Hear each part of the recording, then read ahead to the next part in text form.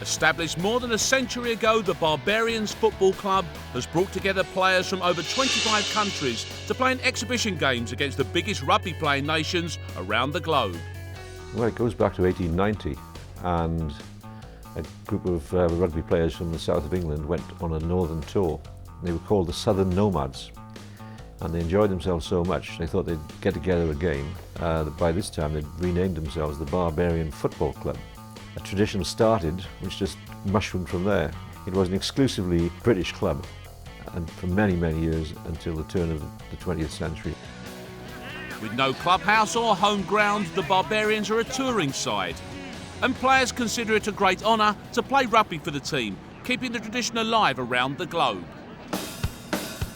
To be able to go out there and be involved with the best players in the game is really special, and you can only be a part of it if you get invited. A lot of players, they look up to what the Barbarian stands for, the excitement, the prestige of being invited, and so when you finally get that opportunity, it's a pretty good experience.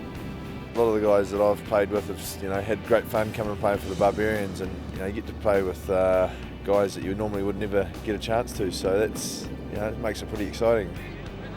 An invitation to play for the side also allows international stars who normally go head-to-head in titanic battles on the field the opportunity to play alongside each other.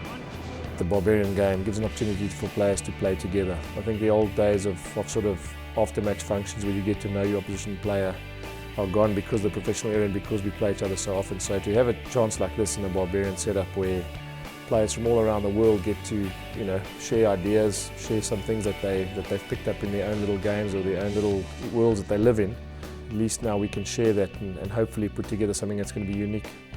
Famous for their style of running rugby, the exhibition games allow the opportunity for players to combine individual flair with 15-man teamwork, providing an explosive 80 minutes of rugby. I certainly do admire the way the Barbars play. Play with massive flair and open, expansive rugby.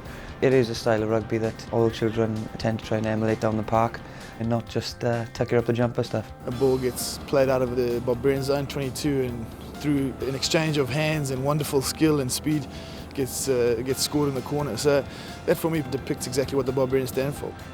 With not much time and a constant turnover of players, the Barbarians will be hoping to gel as a unit as they take on England and then head down under this June to face the formidable Wallabies.